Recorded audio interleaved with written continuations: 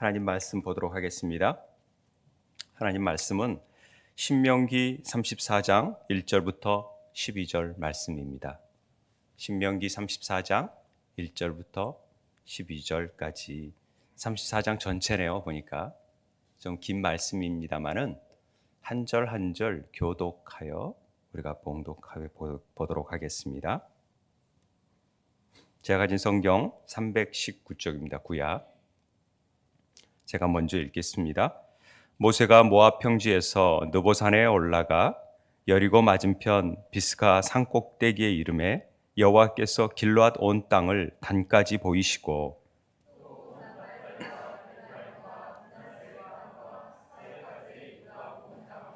네겝과 정려나무의 성읍 여리고 골짜기 평지를 소알까지 보이시고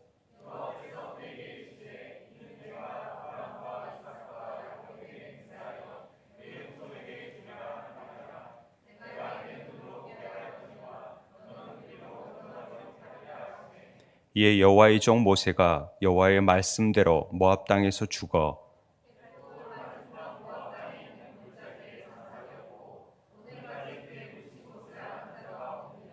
모세가 죽을 때 나이 120세였으나 그의 눈이 흐리지 아니하였고 기력이 쇠하지 아니하였더라.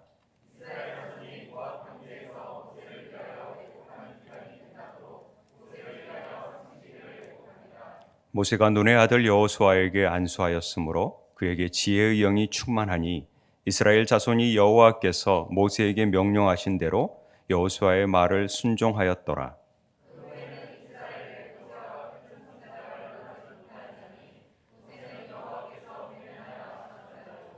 여호와께서 그를 애굽 땅에 보내사 바로와 그의 모든 신하와 그의 온 땅의 모든 이적과 기사와 모든 큰 권능과 위엄을 행하게 하심에 온 이스라엘의 목전에서 그것을 행한 자이더라.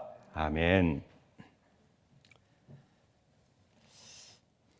우리가 1년 1독 통독을 하는 중에 이제 모세 오경을 다 끝내고 여호수아로 넘어가지 않습니까?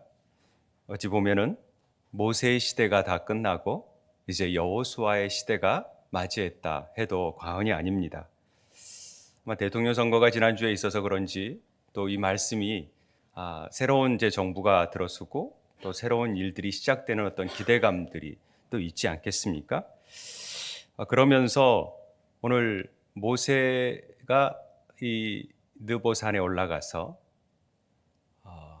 가나안 땅을 바라보고 그가 마지막 자기의 죽음을 앞두고 행하는 모든 일련의 일들이 왠지 모르게 우리에게 주는 의미가 더 깊게 다가오는 것을 경험하게 되었습니다. 모세의 느보산에서 죽음과 그 후계자를 세우는 모습들이 오늘의 또 여러 가지 일들과 연관되어져서 다시 오버랩되어지면서 이렇게 모세의 죽음의 의미가 뭘까 이런 것들을 생각해 보는 시간이 되었습니다.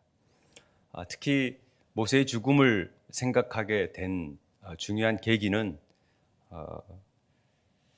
예전에 그 문화부 장관을 지냈던 이어령 교수님의 어떤 죽음, 하나님의 부름 앞에 모습을 보면서 굉장히 감회가 저에게는 있었거든요. 왜냐하면 제가 고등학교 때 본의 아니게 서클을 우연찮게 하게 됐었어요. 근데 그 서클이 뭐였냐면 신부님 밑에서 독서 지도를 받는 서클이어서 일주일에 한 권씩 책을 읽고 저희 그 네 학교들이 모여서 대학생들과 함께 같이 토론을 하고 지도를 받는 그런 서클이었었습니다. 그때 제가 읽었던 소설 중에 하나가 장군의 수염이라는 이어령 씨의 소설이었어요. 장군의 수염을 여러분들이 들어보실지 몰라도 최초의 이어령 씨가 쓴 소설이에요. 단편 소설인데 제가 그걸 읽으면서 그 내용이 잠깐 소개하자면 쿠데타로 성공한 장군이 수염을 길러요. 그러니까 모든 사람들이 다 수염을 기르는 일을 하고 있는 거죠.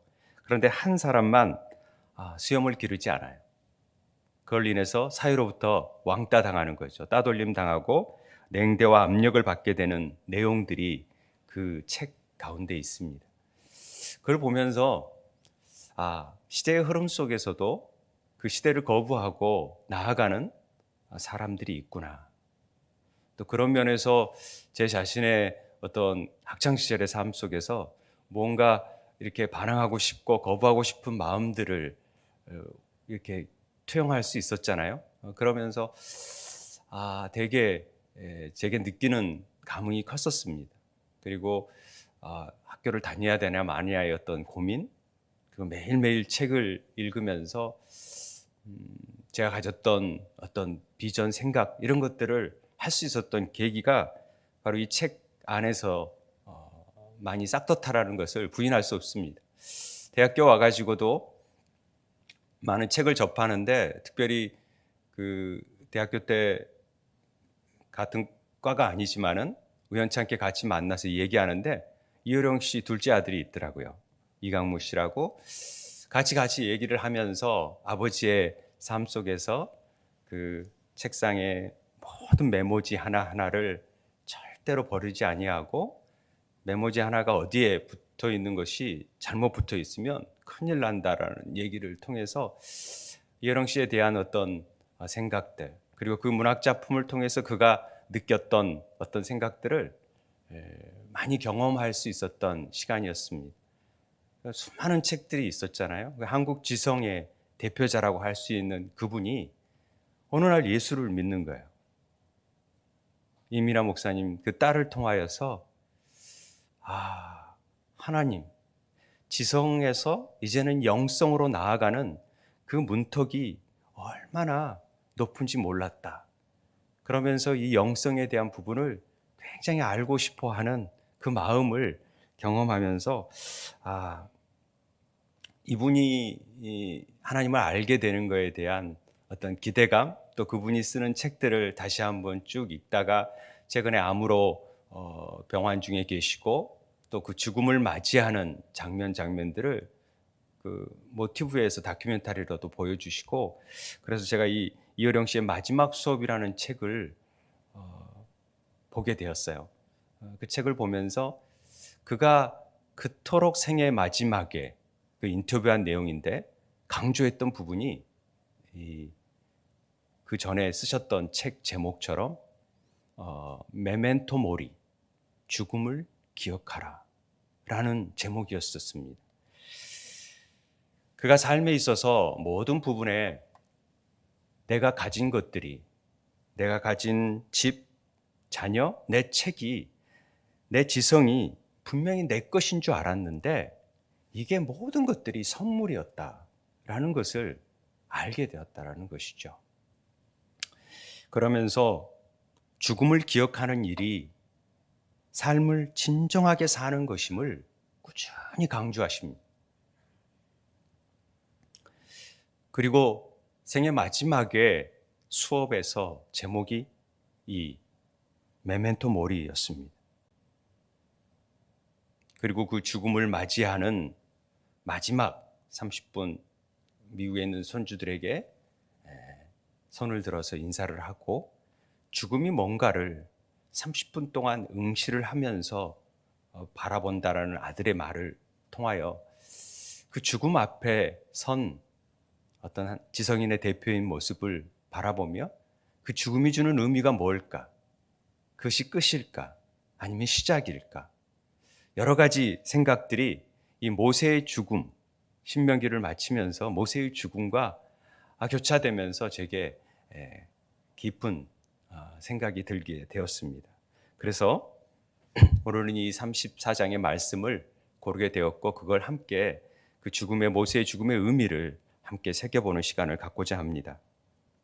오늘 7절에 보니까 모세가 죽을 때 그는 120세였으나 그의 눈이 흐리지 아니하였고 기력이 쇠하지 아니하였다고 했습니다.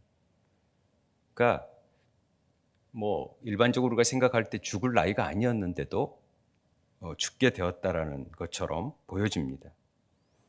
그리고 그가 그토록 원했던 가나안을 바라만 볼 뿐 들어가지 못한다라는 말 속에서 모세 정도면은 가야 되는 것 아닌가? 가나안. 여호수아 갈렙보다 못할 정도입니까? 모세와 같은 선지자가 없는데? 근데 그가 왜 못 가게 되었을까? 이런 생각들이 많이 들게 되지요. 가나안에 넌 들어가지 못한다. 그리고 모압 땅에서 너는 죽게 된다. 그런데 그 무덤을 아는 자가 아무도 없다. 이런 얘기가 쓰여져 있습니다. 장사를 하면 당연히 무덤을 아는 것은 당연할 텐데, 그리고 그걸 뭐 한 사람이 장례를 하지도 않고 30일 동안 애국을 했는데 왜 그 무덤을 모를까 하는 부분도 의문이었었습니다. 우리는 여기서 이어령 교수의 말처럼 죽음을 기억할 필요가 있다라는 부분을 우리는 좀 묵상했으면 좋겠습니다. 이 메멘토 모리라는 말이 사실은 라틴어 말이죠. 이제 우리 기독학교 자녀들에게도 라틴어를 제가 가르칠 것인데, 이 메멘토 모리라는 말은 자신의 죽음을 기억하라는 뜻입니다. 아니, 너는 반드시 죽는다라는 것을 기억하라라는 거죠. 이 메모리, 메멘트가 메모리거든요. 모리는 죽음이. 그래서 내가 죽는 것을 기억하라는 뜻이거든요. 라틴어가. 그러니까 로마의 군대들이 늘 개선문을 통해서 전쟁에서 승리하는데 뒤에서 관중들이 이 메멘토 모리 그러면 늘 이걸 외쳐요. 그러니까 승전에서 우쭐하는 자들이 너도 언젠가는 죽음 앞에 직면할 것이고 그 죽음 앞에 아무것도 보잘것없는 존재가 될 것이니까 너는 항상 겸손하게 살아라는 의미가 이 안에 담겨져 있다라고 얘기를 합니다. 그런 의미에서 메멘토 모리라는 얘기를 많이 쓰고 있습니다. 우리는 이 모세의 죽음의 의미를 통해서 무엇을 기억할 것인가를 우리가 생각해 볼 필요가 있습니다. 어떤 대통령이 됐다고 우쭐할 필요도 없고 선거에 떨어졌다 해서도 소심할 필요도 없습니다. 세상이 무너진 것 같지만요, 지나고 보면은 별것 아니거든요. 뭐 그 사람이 감옥에 갈 수도 있고 또 이름을 남길 수도 있고 뭐 그러겠지만은 우리네 삶이 죽음 앞에서는 다 마찬가지예요. 똑같아요. 이 모세가 죽음을 기억하면서 그 의미를 통하여서 우리에게 주는 메시지가 있다라는 것을 우리는 놓치지 않았으면 좋겠습니다. 신명기 34장은 그런 면에서 모세의 회고가 담겨져 있는 쭉 내용이 신명기잖아요. 유언의 말씀이니까. 그러면서 이 34장은 후세가 덧붙였다라는 의미가 있지만은 그 슬픔이 아닌, 자기가 죽고 이제는 못 간다라는 슬픔이 아니라 오히려 미래의 소망을 가득 담고 있는 장이 바로 신명기 34장이라고 말들을 많이 합니다. 모세의 죽음을 다시 한번 보기를 원합니다. 하나님께서 모세를 이 느보산에 올라가게 합니다. 비스가산 이름이 두 가지 이름으로 막 불려지니까 산 꼭대기에 올라가 가지고 여호와께서 모세를 통하여서 야 봐봐, 저 길르앗 온 땅 단을 봐라, 납달리 봐라, 에브라임 봐라, 므낫세 봐라, 유다 봐라, 여리고 봐라, 소알까지 보라는 거죠. 쭉 땅을 보여줘요. 이게 좀 개념이 잘 안 쓰잖아요. 이 느보산에 제가 올라간 적이 있어요. 이스라엘 땅을 가면서 그 느보산에 가보니까 그 기념비가 있더라고요. 모세의 기념비가 있고 이게 모세 교회예요. 모세를 기념하는 교회를 세워놨죠. 후세에 사람들이. 그런 걸 남기지 않아야 되는데 저걸 세워놓고 기념하게 하는 거죠. 그래서 그 위에서 가보니까 이 편말로 저쪽은 여리고고 저쪽은 유대 땅이고 저쪽은 뭐 소알이고 이런 표시가 지명이 다 멀리서 보면은 경치가 좋으면 보일 수 있도록 표시가 되어 있던 것을 볼 수 있습니다. 그리고 멀리서 본 느보산의 모습은 저렇게 우뚝 솟아 있습니다. 평지가 굉장히 높은 곳에 위치해 있다는 것을 알 수 있죠. 그런데 이 느보산이 어디 있는지 아시겠죠? 사해 바로 옆에 빨간 세모 보이시죠? 거기에서 단을 보는 겁니다. 단을 보라는 거죠. 그리고 계속해서 납달리 다 보라는 것입니다. 이 유대 땅, 에브라임 땅, 그다음에 유대까지 보라는 거죠. 그다음에 소알이 저 끝에 있잖아요. 사해 제일 밑에까지. 결과적으로 이스라엘 전체 땅을 쭉 느보산에서 보여주면서 자, 이 땅은 가지 못한다. 너는 들어가지 못한다. 이렇게 얘기하는 것입니다. 그런데 이 땅이 지명을 얘기하는 것이 무엇과 연관이 돼 있냐면 오늘 4절에 보면은요. 아브라함과 이삭과 야곱에게 맹세하여 그 후손에게 주리라 한 땅과 일치되어 있습니다. 다시 말하면 갈대아 우르에서 아브라함을 부르셔서 쭉 이 땅을 밟게 합니다. 그 롯을 통해서 소돔, 고모라 나오잖아요. 쭉 아브라함에 거쳐간 항로하고 아주 겹쳐지는 것이죠. 이걸 통해서 하나님께서는 무엇을 얘기하냐면 내가 지금 너에게 보여주고 있는 일들이 그저 너희가 지금 일들을 이루어가는 것이 아니라 이미 하나님께서 아브라함 때, 아니 그 이전부터 만세 전부터 예정하신 뜻 안에서 하나님의 신실한 약속이 이루어질 수밖에 없다라는 것을 보여주기 위해서 모세에게 그 땅을 보여주고 있다라는 것입니다. 이해되십니까? 그래서 이 땅이 아브라함이 약속한 땅임을 상기시키면서 너는 그리로 가지 못하지만 나는 그 모든 계획을 신실하게 이룰 수밖에 없는 여호와 하나님이라는 사실을 지금 알려주고 있는 것입니다. 아시겠어요? 이 의미를 깨달아야 돼요. 이 보여주신 의미를 통해서.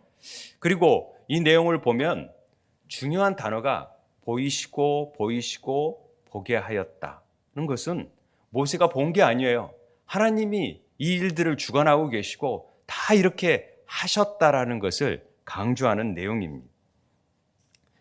모든 언약 가운데 이 일은 이루어져 갈 수밖에 없고 그리고 다음에 전개될 일들은 네가 신경 쓰지 않더라도 내가 반드시 이 일을 이룰 수밖에 없다. 그러나 너는 건너가지 못한다. 이 얘기를 하는 것입니다. 그러니까 모세로서는 절망이 될 수도 있지만 또 다른 소망이 그 안에 있다라는 것을 보여주는 거죠. 말씀 가운데. 우리가 왜 모세가 이 땅에 들어가지 못했는가? 예전 제가 설교를 한 기억이 있어요.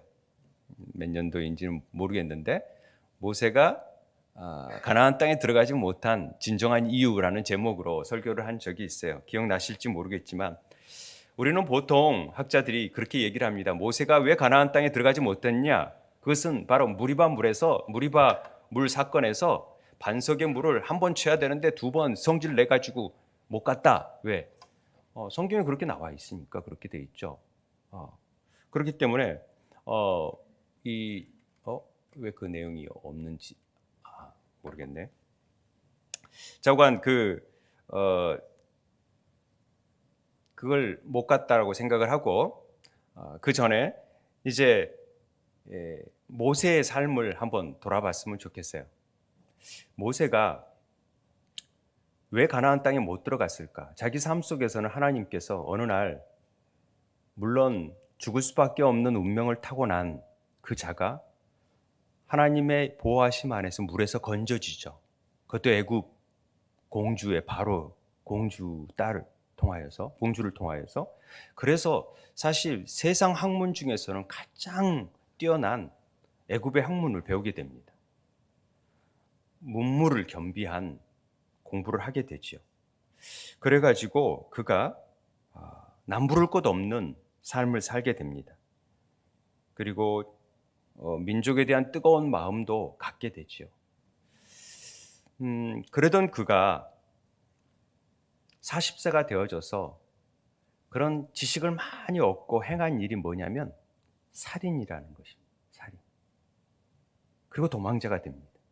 그리고 간 게 미디안 강화였죠. 미디안 광야. 광야 속에서 혹독한 40년의 훈련이 시작이 됩니다. 화려했던 왕궁에서 여인들과 로맨스를 즐길 수 있었던 그가 가장 사람들이 그 당시에 이집트인들이 꺼려하던 먹동일을 하게 되고 동굴에서 사는 한 촐로의 딸과 결혼하게 되는 일을 겪게 됩니다. 그리고 아침부터 해질녘까지 광야의 뜨거운 태양 아래서 들짐승과 사투를 벌이면서 지내게 되는 삶을 사는 것입니다. 하나님께서 늘 낮춰버리는 거죠. 가장 왕성하고 지혜롭고 뭔가를 할 수 있는 나이에 쓰는 게 아니라 하나님이 그의 힘 빼기 작전을 펼치는 거 아닙니까? 그래서 우리가 미디안 광야를 제가 이렇게 히브리어로 보니까 미디안이라는 뜻이 그냥 지명이지만은 사실은 이 딘이라는 말은 미디안이라는 말은 심판의 장소인 것이 말씀이 있는. 그래서 재판하는 곳은 하나님의 법을 세워 나가는 장소다라고 보시면 됩니다. 그 미디안 광야라는 것은 하나님의 말씀을 배워서 자기 자신이 온전케 서나가야 되는 장소가 미디안 광야라는 것이죠. 우리 삶 속에서 하나님께서 왜 광야로 우리를 내모으시냐? 너희를 낮추시고 시험하고 사람이 떡으로만 사는 게 아니라 하나님 말씀으로 산다라는 것을 지난주에 설교 가운데 우리가 배웠잖아요. 그래서 이 광야 가운데에서 철저히 그는 하나님의 뜻을 배우게 됩니다. 이 40이라는 숫자가 고난, 훈련, 시련의 기간이라고 그랬잖아요. 그리고 80세가 되어져서 주님이 찾아오십니다. 이 8이라는 숫자는 부활의 숫자라고 그랬으니까. 하나님이 가시떨기 가운데에서 그를 만나잖아요. 가시떨기가 뭡니까? 반드시 물건이 타야지만이, 연소가 돼야지만이 불을 내는데 타지 않는 가시떨기 나무에 만나게 되는 거죠. 이것은 주님이 모세와 같이 타버릴 수밖에 없는 인생 가운데 찾아오셔서 그를 타지 않는 소망 가운데 이끌어 가겠다라는 하나님의 약속의 메시지가 그 안에 담겨져 있는 것이죠. 그래서 너 신을 벗고 이제 네 인생으로 살아간 발걸음을 남겼던 이력을 벗어버리고 신을 벗고 거룩한 땅이니까 너는 이제 하나님의 뜻에 의해서 그 발걸음을 남기는 사람이 될 수밖에 없도록 내가 만들겠다라는 약속이 사실은 가시떨기 나무 아래 있었던 것이죠. 모세서는 그제서야 내가 지금 준비하고 계획했던 것들이 인간적인 조건으로 하나님이 일을 하는 게 아니라 이런 것들이 아무것도 없구나. 철저히 이것을 내려놔야지만이 하나님이 일하시는구나 라는 것을 깨닫기 시작합니다. 하나님이 원하시는 것은 우리의 지식이나 지혜나 그런 능력이 아닙니다. 하나님 말씀에 얼마만큼 순종하느냐, 그렇지 않느냐의 문제입니다. 그런 사람을 하나님이 택하여 쓰시는 것이죠. 제가 이 애슈라는 글자를 우리 수요일마다 히브리어를 가르치면서 불이라는 말이죠. 우리 이스라엘에 가보면 소화전에 이 애슈라는 글자가 써져 있습니다. 알렙 쉰이라는 글자인데요. 알렙은 소, 하나님을 뜻하는 첫 번째 글자 아닙니까? 그런 의미도 있지만은 창조주의 의도를 올바르게 배운다라는 측면에서 이 알렙이라는 단어가 나오게 됩니다. 그래서 그 의미가 있어요. 그리고 쉰이라는 글자는 불이라는 이미지하고 두 이빨이라는 이미지가 가지고 있다. 이런 설명을 드렸어요. 이 말은 하나님의 말씀을 배워서 이빨로 잘게 씹어야지만이 내 안에서, 내 영 안에서 깨달아지고 그 안에서 불이 나고 그 배움의 열정을 통하여서 내 안에 더러운 것을 태워버리는 것, 죄성, 짐승의 속성들을 태워버리는 것이 이 성령의 불, 애쉬인 거예요. 그래서 우리는 가시떨기 안에 불이 임하듯이 우리 삶 속에서 성령의 불이 임하여야지만이 하나님의 일을 할 수 있는 거예요. 그런 측면에서 애쉬라는 말을 좀 주의 깊게 봤으면 좋겠다고 생각이 듭니다.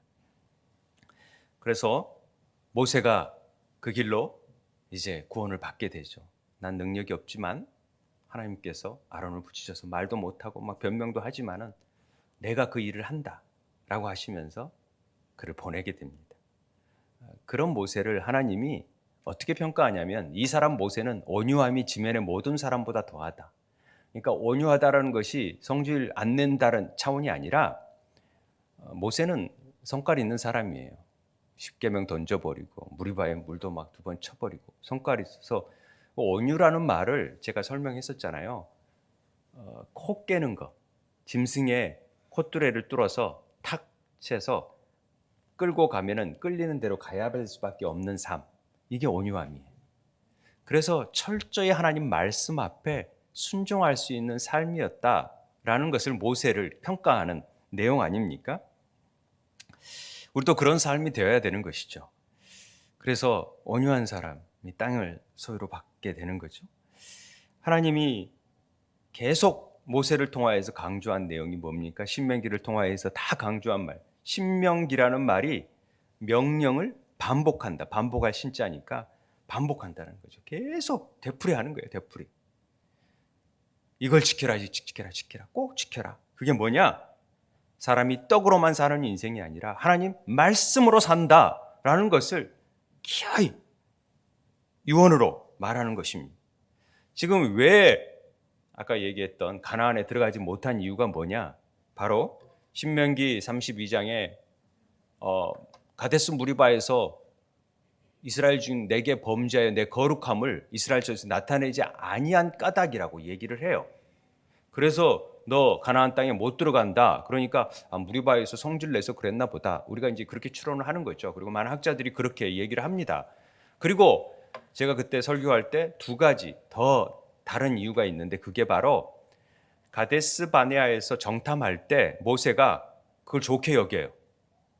원래는 하나님이 그냥 들어가라 그랬는데 들어가면 될 것을 우리가 한번 그 땅을 정탐해보면 어떨까요? 그러니까 그걸 좋게 여겼다라는 거죠. 그게 신명기를 처음 쓰면서 그 사실이 하나님이 굉장히 진노하셔서 40일 동안을 광야에 돌게 만들잖아요. 그러면서 여호와께서 너희 때문에 내게도 진노하사, 내게가 모세죠. 모세에게도 진노하사 이르시되 너도 그리로 들어가지 못하리라, 가나안 땅 들어가지 못하리라 했다라는 거죠. 그러니까 신명기에서 내어 보면은 가나안 땅의 정탐 사건이 모세를 들어가기 못한 또 다른 이유가 될 수 있다라는 말씀을 드렸었습니다. 그러나 사실 이런 이유는 단편적인 사건을 통해서 하나님께서 하시고자 하는 어떤 메시지가 있었다라는 것을 얘기하면서 그때 결론으로 한 내용이 뭐였냐면은 결과적으로 모세가 가나안에 들어가지 못한 이유, 그것은 그 사명이 여기까지이기 때문에 그런 것이다 라고 설명을 드렸습니다. 그냥 하나님의 사명은 거기까지인 거예요. 그러지 뭐 별 이유가 있겠습니까? 뭐 이유가 있을 수 있겠지만은 거기까지인 거예요. 거기까지가 하나님의 사명인 거예요. 하나님께 맡겨준 사명은 애굽에서 이끌어내라는 것이었고 그까지 하면 되는 거예요.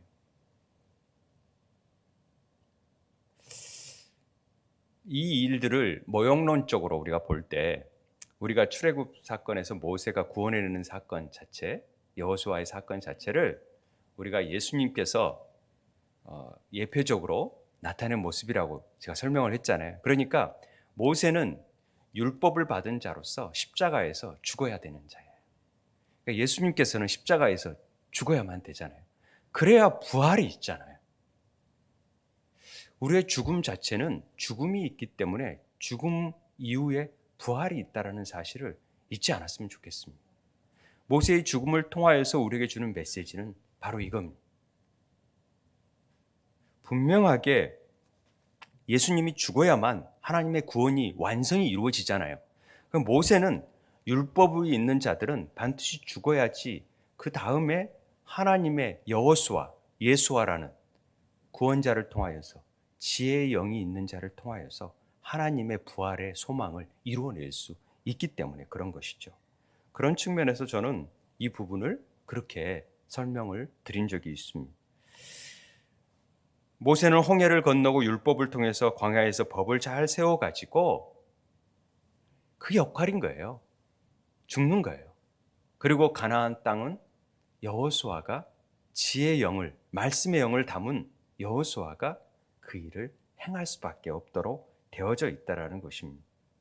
이걸 가르쳐 주시기 위해서 율법 안에서 심판자 된 모세가 그 모든 이스라엘의 모든 죄를 안고 자기가 그 안에 책임을 지고 죽는 거예요. 그리고 여호수아가 그 부활의 소망을 나타내는 거죠. 그걸 모형적, 예표론적으로 보여주는 사건이었다라는 것을 우리는 기억해 볼 필요가 있습니다. 저는 그게 가나안에 들어가지 못한 이유라고 설명을 드렸었습니다. 자, 오늘 6절에 보면은 그런데 장사되었는데 오늘까지 그가 묻힌 곳을 아는 자가 없다라는 내용이 나오잖아요. 왜 무덤을 모를까요? 사람들은 제가 이집트를 가봤는데 피라미드를 본 적이 있어요. 어마어마한 그 크기. 이야, 이런 사막에 이런 것을 어떻게 그 당시에 세워놨을까? 뭐 요즘은 칠대 불가 사이에 이제 빠져 있지만 어마어마한 이런 어떻게 누가 이렇게 해놓을 수 있을까? 제가 그걸 봤지 그 안에 누가 잠겨져 있는지 설명해도 모르겠더라고요. 하도 왕들이 많고 그가 뭘 했는지도 잘 몰라요. 그냥 무덤만 봤을 뿐이죠. 그러니까 사람들이 왜 무덤을 남깁니까? 자기 알아달라는 거예요. 그러니까 뭔가 자기 이름을 드러내고 싶은 거예요. 무덤을 통해서라도. 그러니까 근데 진시황도 마찬가지지만은 이 무덤을 보이지 않게 만드셨던 하나님의 어떤 의도, 하심은 많은 사람들이 그렇죠. 이런 우상을 만들지 않기 위해서. 그 당시에 모세가 굉장히 추앙받는 사람이었으니까 모세가 없으면 모세가 잠깐 시내산에 40일 동안 올라갔을 때 한 행태가 뭐였어요? 금송아지 만든 일이었잖아요. 왜 너희들 금송아지 만들었냐 그랬더니 당신이 보이지 않아서 안 나타나니까 우리가 보이는 하나님을 만들고 싶어서 금송아지 만들었다고 변명하잖아요. 그런 존재들이잖아요. 무언가 막 만들고 보이지 않으면 보이는 것들을 보이기 위해서 애쓰는. 그러니까 모세가 뭐 남긴 지팡이라도 있으면 모세의 무덤이라도 있으면 막 거기 찾아가서 추앙하고 격려하고 막 그런 우상 숭배할까 봐 하나님 무덤을 안 만들지 못하게 했다. 모르게 했다라는 설도 있습니다만은 저는 무덤이 없다라는 것은 우리에게 정말 부활의 소망을 주는 메시지가 아닙니까? 예수님의 무덤이 없잖아요. 왜? 살아나셨기 때문에. 저는 이런 부분에 큰 전율을 느낍니다. 모세의 죽음 자체는 그것으로 끝이 아니라 새로운 시작이고 그 모세가 하나님의 소명을 받고 거기까지 일을 했지만 부활의 소망 안에 있었다라는 것을 우리에게 가르쳐 준다라고 저는 생각을 합니다. 모세의 사명은 여기까지인 거예요. 그래서 기력이 눈이 흐리지 않았고 기력이 쇠하지 않았음에도 그는 여기까지 일을 하는 것입니다. 하나님이 여기까지 하라 그러면 하는 거죠. 그런데요, 이게 쉬운 일이 아니에요. 제가 보니까 우리가 일할 의욕이 넘쳐나고 또 막 할 수 있는 여건들이 있고 그러면 끝까지 하나님 이거 해볼게요. 저 일 해볼게요. 그렇게 쉽거든요. 제가 사업을 해봤잖아요. 사업하면서 끝까지 한번 일으켜보고 싶어가지고 끝자락을 막 잡고 있었어요. 한 달에 5억씩 손해를 보면서도 제가 이걸 잡고 있는 거예요. 이거 내가 한번 기회를 주면은 일으켜보고 싶은 마음이 있다가도 근데 하나님께서 여기까지다 하면은 아무리 기를 쓰고 용을 쓰더라도 더 일들이 어려울 뿐이지 수렁에서 더 헤매봤자 더 빠져들어갈 뿐이지 어떻게 할 수가 없어요. 거기까지. 순종하는 길이 사는 길이에요. 여러분 이걸 잘 판단하셔야 돼요. 가라 하면 가고 멈추라 하면 멈추고 이게 참 중요해요. 그런데 이걸 잘 못 알아들으니까 문제죠. 고린도 4장 1절 2절 보면 우리의 사명을 하나님께 주세요. 우리의 사명이 뭐냐? 너희들은 마땅히 우리를 그리스도의 일꾼이요 하나님의 비밀을 맡은 자라고 우리에게 사명을 주세요. 그리고 맡을 자들에게 구할 것은 충성이다. 이런 말씀 하잖아요. 우리는 그리스도의 일꾼이에요. 일꾼들은 그리스도의 일을 하는 거예요. 그러면 하나님의 비밀을 맡은 자다. 이 비밀이 미스테리거예요. 이게 이제 비밀이라기보다 시크릿보다는 미스테리, 신비로운 일이죠. 그런데 그 비밀이 뭐였냐? 그 비밀은 바로 복음을 통해 드러낸 하나님의 목적에 관한 은밀한 지식이에요. 그 비밀은 복음을 통해 나타난 하나님의 목적에 관한 은밀한 지식. 이게 뭐예요? 이게 바로 쉬운 말로 복음이고 그게 복음이 바로 그리스도예요. 그래서 하나님의 비밀은 우리 안에 계신 그리스도가 되는 거예요. 그 그리스도가 우리를 구원에 이르게 하시고 우리를 새롭게 하시고 부활의 소망 가운데 나타나게 하시는 분이니까 그분이 우리의 소망이 되는 거예요. 영광의 소망인 거예요. 여러분 믿으세요?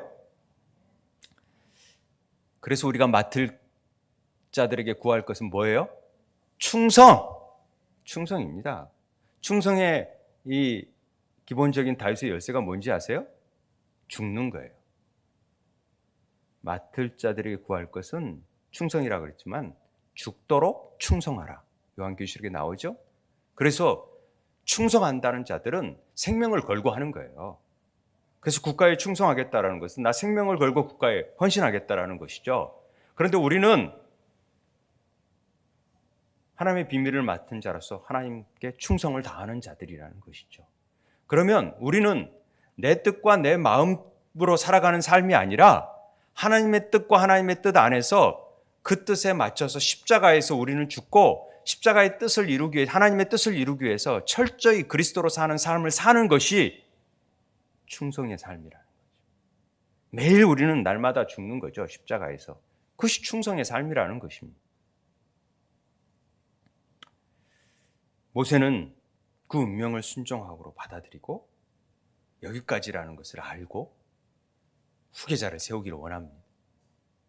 민수기에서 그럼 이 백성들을 혼자 놔두면 어떡해요? 한 사람 후계자를 세워주세요 하니까 걱정하지 마라. 지혜의 영이 머물고 있는 한 사람이 있다. 그리고 여호수아를 선택해요. 그게 오늘 내용의 9절의 내용입니다.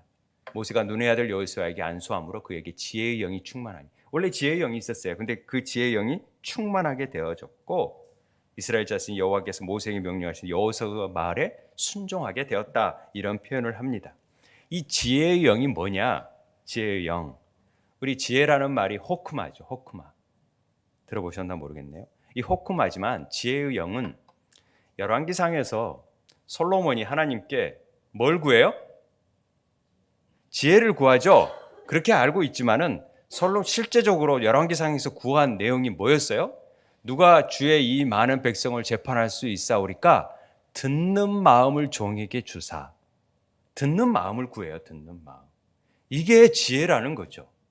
듣는 마음이. 그러니까 이 듣는 마음을 쉐마, 이스라엘아 들으라 쉐마. 이 듣는다가 샤마거든요. 샤마, 듣는다. 레부가 인간의 마음 중심이에요. 그러니까 중심 안에서 들을 수 있는 자들이 중요한 거예요. 이게 지혜인 거예요. 하나님의 말씀, 음성을 듣는다라는 것은 밖에서 듣는 게 아니에요. 우리 안에서 듣는 거죠. 이민아 목사가 아버지에게 죽으면서 부탁할, 마지막 유언적으로 부탁할 때, 아빠, 하나님은 이제 믿고 세례를 받았는데 하나님의 음성을 듣는 게 굉장히 중요해. 그래? 나도 정말 듣고 싶다. 어떻게 해야 듣니? 기도해야죠. 이런 얘기를 나눠요. 그러면서 이민아 목사가 거의 마지막 유언이 뭐였냐면 아빠 하나님 음성을 들으라는 내용이었어요. 이호령 교수가 나도 그러면 그 음성을 듣기만 한다면 내 삶을 다 바꾸겠다. 이런 얘기를 해요. 그만큼 듣는 게 굉장히 중요한 거죠. 하나님 말씀을 잘 듣고 순종하는 삶이 지혜의 삶인 거예요. 그런 자를 하나님이 쓰시는 거예요. 그래서 여호수아 예수 그리스도가 철저히 하나님 말씀을 잘 들음으로 지혜자가 되시는 거예요. 모세는 율법을 수여받은 사람이지만 그 광야의 결론이 뭐였었습니까? 사람이 떡으로만 사는 것이 아니요. 하나님의 말씀, 레마. 예수님께서 또 그 말씀을 인용하시잖아요. 사단의 시험 가운데. 레마, 말씀으로 산다. 그 명령에 준수해라. 그 명령을 반복하면서 계속해서 규례와 율법을 지키면 복, 안 지키면 저주. 이게 신명기 전체 내용 아닙니까? 우리는 잘 기억해야 됩니다. 들을 줄 알아야 됩니다. 지혜와 계시형을 달라고 자꾸만 기도해야 됩니다. 그래야 우리 부르심의 소명이 뭔지를 알게 되니까요. 모세와 같은 우리가 사도행전에서도 일곱 지사 뽑을 때도 성령과 지혜가 충만한 사람 뽑잖아요. 정말 임직자들은 성령과 지혜가 충만해야 돼. 부족하면 더 기도해야 돼요. 다른 거 얘기할 필요가 없어요. 다른 거. 뭐 우리가 정말 제대로 성령과 지혜가 충만한 사람을 뽑습니까? 오래 다니고 그냥 투표해서 저 사람 마음에 들면 뽑지. 잘 우리가 판단해야 돼요. 아무리 모세는 아주 뛰어난 사람이었어요. 모세와 같은 선지자가 없었어요. 모세와 같은 선지자가 절대 일어나지 못할 것이라고 말했어요. 그는 이적과 모든 기사와 큰 권능을 행했던 자입니다. 그게 오늘 10절부터 12절까지의 평가예요. 모세의 평가예요. 모세는 이런 자였어요. 그런데 그런 자일지라도 하나님의 섭리 안에서 그만하면은 그쳐야 되는 거예요. 그게 우리 그리스도인의 삶이에요. 그래야 예수 그리스도의 부활의 삶이 우리 삶 속에서 나는 죽고 그리스도 사는 삶으로 살 수 있게 된다니까요. 그걸 우리가 모세의 죽음을 통해서 메멘토 모리 기억해야 될 중요한 사건이라는 것입니다. 그래서 모세의 삶의 죽음을 통해서 인생이 별것 아니다라는 것을 깨닫는 것이 아니라 그 죽음을 기억하면서 하나님의 섭리는 여전히 우리의 삶을 통하여서 나타나고 있고 하나님의 경륜이 나타나고 있다는 것을 우리에게 보여줍니다. 그래서 우리는 충성해야 되는 삶을 사는 것입니다. 그래서 매일매일 날마다 말씀으로 우리를 인도하시고 또 우리 안에 거룩한 영을 통하여 이끄시는 하나님의 경륜 앞에 늘 순종함으로 나아갈 필요가 있는 것입니다. 어쩌면 죽음이 실패의 순간이 될 수도 있어요. 그러나 그 죽음이 우리 믿는 자들에게는 승리의 개선가가 될 수 있습니다. 제가 장례식을 많이 집례하다 보면은 죽음의 커튼 이후를 좀 봤으면 하는 마음이 있어요. 여기에서는 많이 슬퍼하고 울고 그러지만은 또 우리는 찬양도 하지만은 아마 천국에서는 천군 천사들이 나팔을 불면서 어서 오라고 하는 사람도 있을 것이고 지옥에서 맞이하는 사람도 있을 거라고 생각이 듭니다. 죽음은 끝이 아닙니다. 우리에게 새로운 일들을 경험할 수 있는 새로운 시작이 되어질 수 있습니다. 저는 의연하게 그 죽음을 맞이하는 그게 쉽지 않거든요. 그렇게 말하기는 쉬워도 자기가 직접 맞닥뜨리기는 참 어려운 부분인데 그것들을 잘 이 부활의 소망을 갖고 있으면 어떠한 죽음 앞에서도 우리는 의연해질 수 있어요. 그 죽음을 넘어갈 수 있다는 것이죠. 무덤을 남길 필요도 없고요.